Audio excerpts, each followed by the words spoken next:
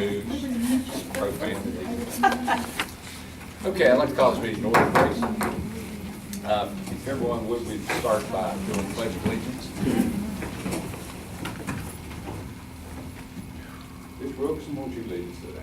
I pledge allegiance to the flag of the United States of America and to the republic for which it stands, one nation, under God, indivisible, with liberty and justice for all. Thank you. And everybody came out today. We're having this meeting early. We had this thought, maybe we'll get out before dark one of these days. We'll see if this experiment works. We'll hope it does. Let's start with the approval of the minutes of the June 16, 2014 meeting, please. Can I have a motion? I'm Ms. Smith made the motion. Second? Mr. Curry made the second. All yes vote? Yes. Yeah, all yes. Okay, public comments. We have two people have signed in on the same line, trying to save space for us here, so that's good. Anyway, what we'll do, how you all want to do it, we'll have Bill Cook and Brittany Bartram. Is that correct? Yes, and Are you going to do it separately? no, I'm going to be speaking. Brittany's with me in case I have to have her for comments. I understand. So she's here to support. All right, good. Now, you've probably heard this feel from me before, that since you've signed in, we really can't get into a dialogue. Exactly. But we'll certainly listen. That's good, and that's why I'm here today, is to get some more information.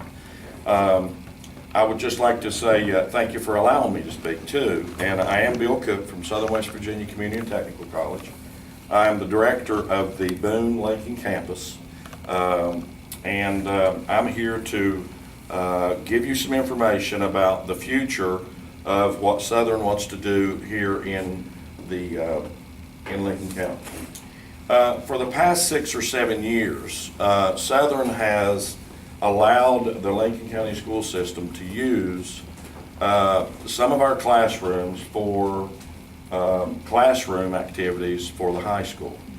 A couple of years ago, as time would go on, I would let the principals know that day could be coming to an end because of future plans that we have for the county. That day's come. On June the 6th, June the 10th of this month, I had a meeting with President Tomlin, Vice President Littrell, Sam Littrell, and our new academic dean, Dr. Deborah Teachman. And we discussed the future of Lincoln County and the campus here in Hamlin. And it was decided that we would want to offer more offerings on the college end of education, more than we have in the past. 3 years ago, we offered, I think that it was probably 18 courses. 2 years ago, probably 19. 2 years ago, it was 21. Last year it was 18. And now, I think, Brittany, we're up to, this semester right now, we have 23 offerings that are going to be offered on our campus this year. I look for that number to increase before we go into the fall semester. Why, for instance, are we deciding to not allow those rooms to be used anymore is several things that came up in discussion at that time. One, it was decided that we needed certainly the space in order to have more offerings, and we want to offer a program here. Currently, at our Lincoln site, we don't have what we call a program, something that the students could get here and not have to travel very much at all. Currently, if our Lincoln County graduates or our community people want to get a program or a degree in something, they're going to have to travel some distance to get a few classes. We're wanting to offer a program where someone could come and go to Southern at the Lincoln site, not have to go anywhere else. So that's one of the plans that we're hoping to happen in the very near future. We wanted to also have a more of a college atmosphere on the campus. Last semester and the semesters before, the last 6 or 7 years, we've had the high school students on that side of the building. And we really never had any trouble at all. It was maintained pretty well. There were disturbances, but nothing out of the ordinary. When school would end one day, you know, at 3:30, they're leaving, they're coming through, and they're going out to get in their buses. There certainly was some noise and that type of thing, but nothing we were really concerned with. We did have an issue with the loudspeaker going on while we were having classes, the bells ringing. Didn't think that it was a real college setting. And so that was another reason that we thought that it was time to separate ourselves to some degree, that we might give the college more of a college atmosphere. I believe in some instances that the high school students even felt like that the college side was just simply an extension of the high school. We believe that in order to maintain a good college atmosphere, we need to take some of those things away. I did try to get to, on the 12th, which was the day after, 2 days after that we came to these decisions, I came down and went to talk to Mr. Snyder, the principal. I felt like that I needed to go to him to let him know. He was on vacation, and I went to Miss Lucas's office and I discussed it with her that day. As we go through with our plans, we think it's imperative that our citizens understand that this is a true college, two-year college. 2 years ago, Southern was voted the 15th best community college in the nation. And we just feel like that we need to get to the point where the community understands that there is a college in Hamlin. We also have taken recommendations from the Higher Learning Commission. When they were here on our Higher Learning Commission visit not long ago, that was one or a couple of the things that they mentioned. They didn't penalize us for it because we said we were doing it for the community, which we were. And so they didn't mark anything off on us. Matter of fact, we got a tremendous rating and we got accredited for 10 more years. So as we go through, we are as a college trying to bring higher learning to a higher degree here in Hamlin.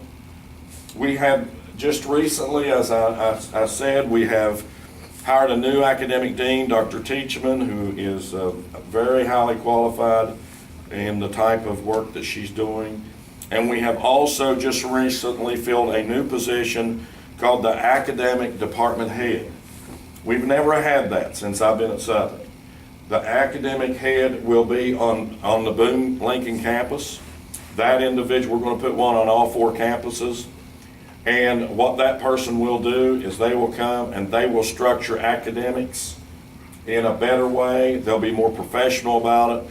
That we'll be able to go and they will know what kind of offerings we need for our community. So the person that has accepted that job is a lady by the name of Mindy Saunders. She's been with the college a long time. She's highly qualified. Her office will be on the Boone campus, and she will do like I do. She will travel to Lincoln on many occasions to answer questions, to set up academic, to set up offerings. So we're looking that it could be a very, very good thing. Now, I came here today simply to let you all know that and to offer myself to answer any questions that I could possibly answer for you. And I just want to let you know there's nothing wrong.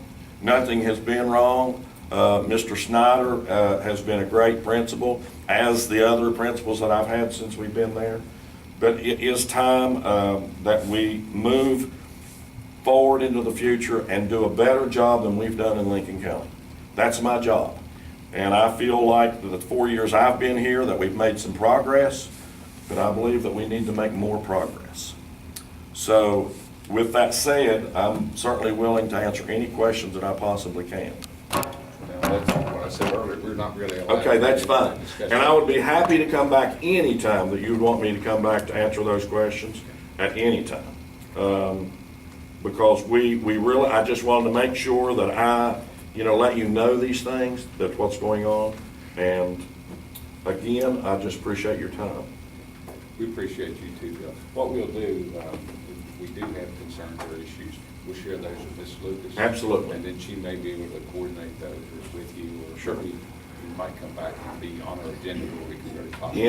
Anytime that you need me, I'll be here. I also want to remind you that the joint board that I mentioned the last time I was here, I'd like for you to keep that in mind also, so we can possibly, I'm moving forward with that end of ours, so I certainly would like to talk about that again too. We can do that. Okay. Thank you so much. I appreciate it. Thank you, appreciate it. You too, Brittany, you know, you get to talk. Thanks a lot. Okay, on our agenda, we have Lisa Chapman, County Valley Middle School Community Fundraising. I was just a phone person. Is it okay if I speak, Mr. Well, somebody. I made the appointment.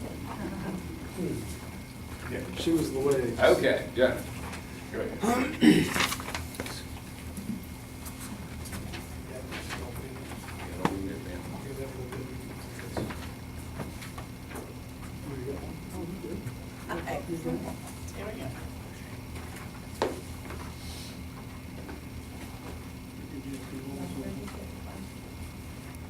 As you know, we, Down Valley's taken a hit this year in several areas.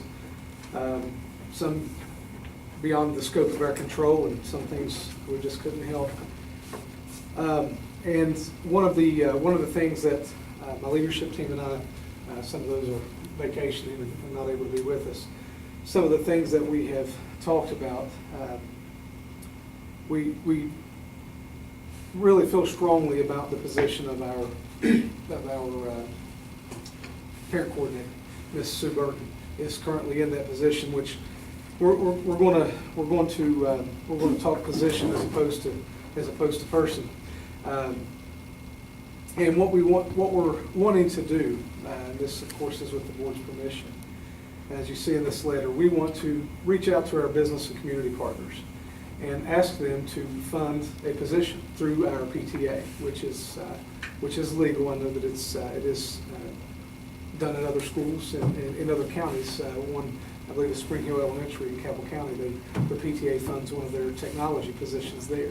And again, we do know that there are legal relationships that have to take place with the board in order for that to happen. And just want to point out a couple of things. These are some successes, I guess, and some things that the person in this position has been involved with. Our parent involvement has increased 32%. We are currently working on funding a new school sign. We have a couple of old signs out there that need replaced. They're old and they don't look good. We would like to go with a digital sign.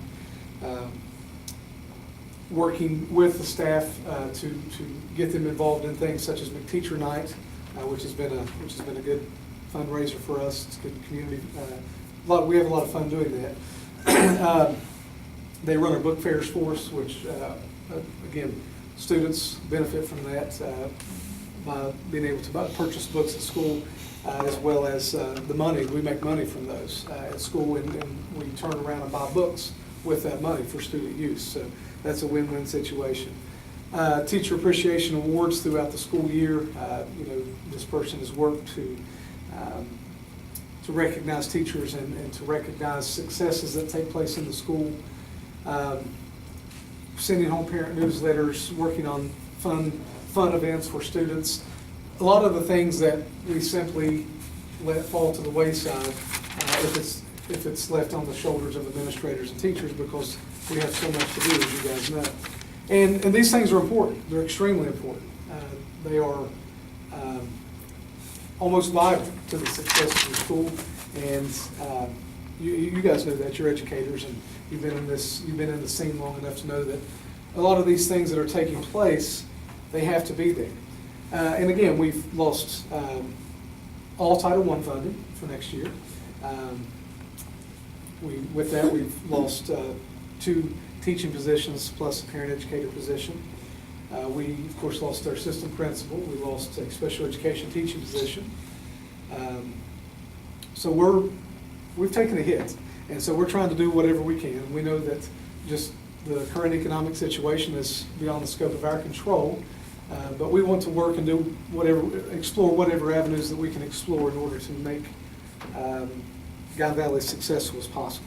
So what we're formally requesting is that the board would allow us or give us permission to attempt to fundraise for this position, which I know there's going to be some questions about that.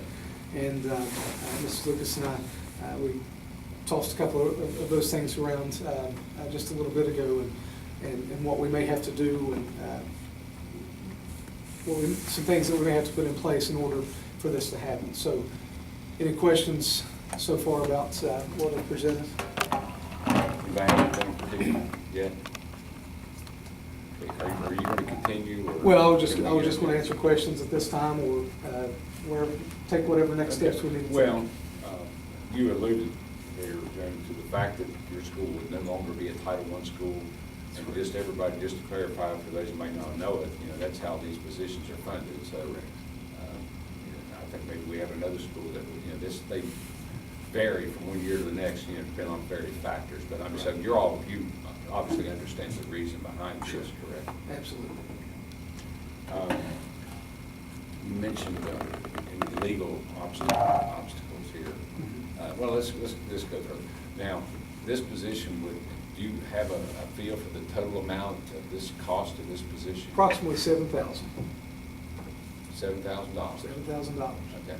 Now, Mrs. Gandy is here just for the parent coordinator. Does that, they don't have these other benefits or anything would inflate that? Well, no, I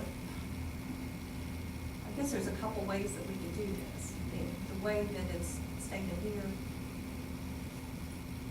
PTA funds are in your school bank account, right? Right, that's Okay. correct. So you cannot take that money and pay somebody. Right. We would have to pay the county.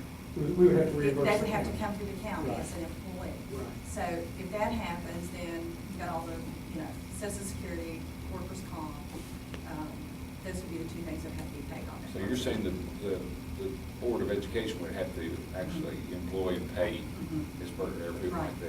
Right. Now, are you saying that they would reimburse, The school would write a check to the Board of Education. and by the school, you're saying your PTO? Through my PTA account.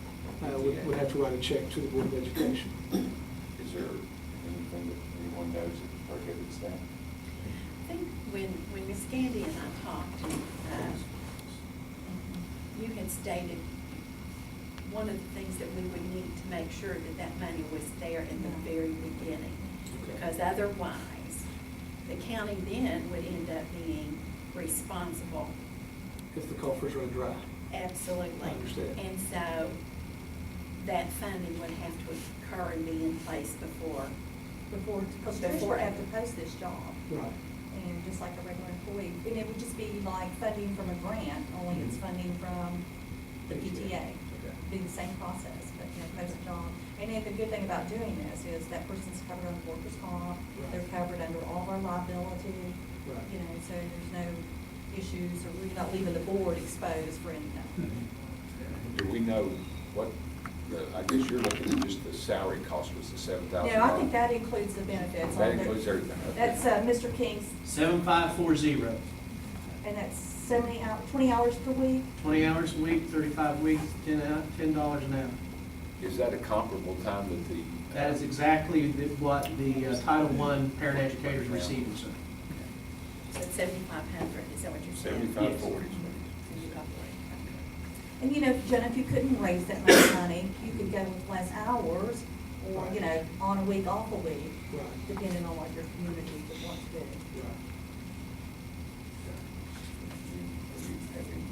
No, I just want, The other option is if they were a volunteer at your school and somebody else paid them outside, and they come in under a volunteer, covered under liability under a volunteer. But we couldn't consider them an employee, we couldn't instruct them on what to do or anything. They would There's no simply legal- be, There's no legal ties to the there'd board. simply be a volunteer for us. But in case something happened with our insurance coverage, If they were a volunteer, they would be covered.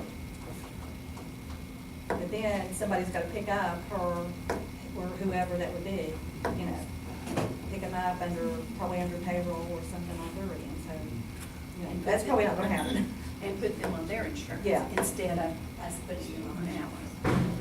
Those are the two options. Is that correct?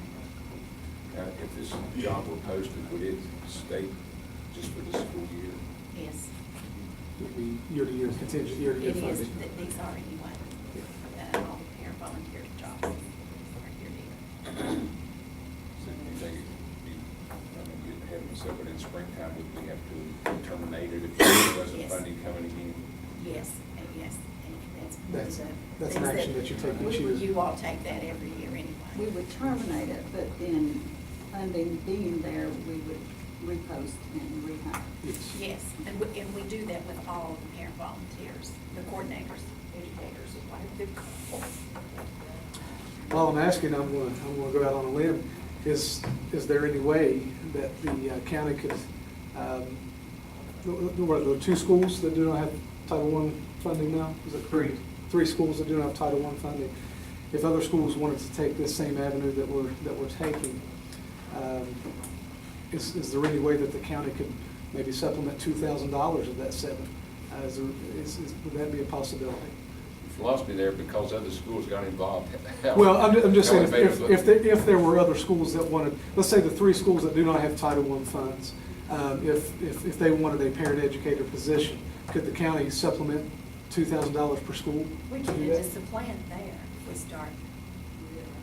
Actually, it's gonna be one, once we do this in the future, because what happens a year from now if all of a sudden God Your Title becomes I. Title I eligible again, that's not a position that we can fund Anymore. through federal programs. Because we've been able to. Because, The county would have to continue to pay for it forever, from this point forward. Even Yeah. though they became eligible next year for Title I. yeah, because it goes in, goes as planning issue. Yeah, it's complicated.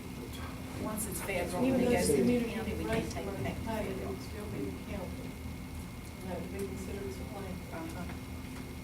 What rules that? It's government math. Federal government. Federal government math. Yeah, once a program is gone, and the county picks it up out of federal dollars, then we cannot put it back into federal dollars. Even though the schools, because it does appear that the county's funding it, even though the funding is coming through the school. Wow, okay. So you all have a planning committee or something, is that what you? Well, my school leadership team, we've. Leadership team, Yes, okay. we sit down and we've Well, talked. would that be something you all want to, as a, your leadership team would want to discuss?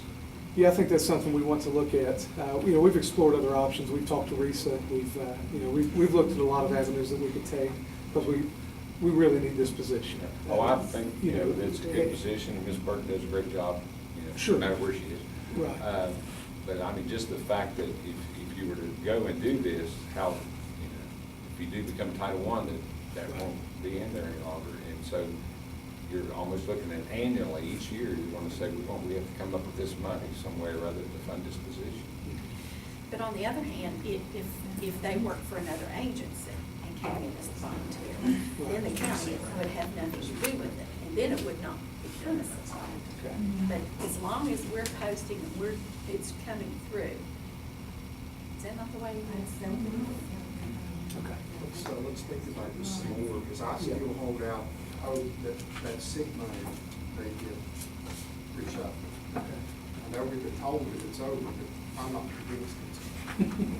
We've been told a lot of things. Yeah, that's right. So I guess we really have about, maybe a month,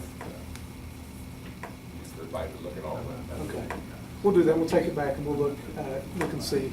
I mean, that was the only discuss. thing I think of, Johnny, but I was kind of putting myself in the position that if we're going to continue to have this, the school's always going to have to pay for it. Right. And, that's a big one, they help us with it. But short of that, I don't know how board, anybody have any objections if that's the route they want to go, realizing the implications. Right. All right. Thank you, can board. work it out. I mean, to me, it's totally worth it. Yeah. I mean, I think it wouldn't be difficult to raise that much money. Right. think it's possible. It's a realistic goal. It's a is. realistic goal. I didn't realize it was such a small amount Yeah. for what she does. Right, it's a lot. She works a lot more than she's actually paid I for. know. And a lot of other, and again, I know we're discussing a position, not necessarily a person. And so, keeping in line with the superintendent. We have to talk about positions, not people. That's right. So, Okay, well, like I said, you all, you all can kick it around there and see what you Okay. think, the pros and cons of it all. And this outside, another entity, maybe if they were the one paying, that I'm understanding, then if were to money becomes available later in Title I, it could be a county job again. So you all talk about it, and then you can let All right. this lady here, or that gentleman know. I mean, just. oh, okay. I'm sure you're talking about. I need to see you anyway. Thank you. Thank you, Appreciate your time. appreciate y'all. Thank you.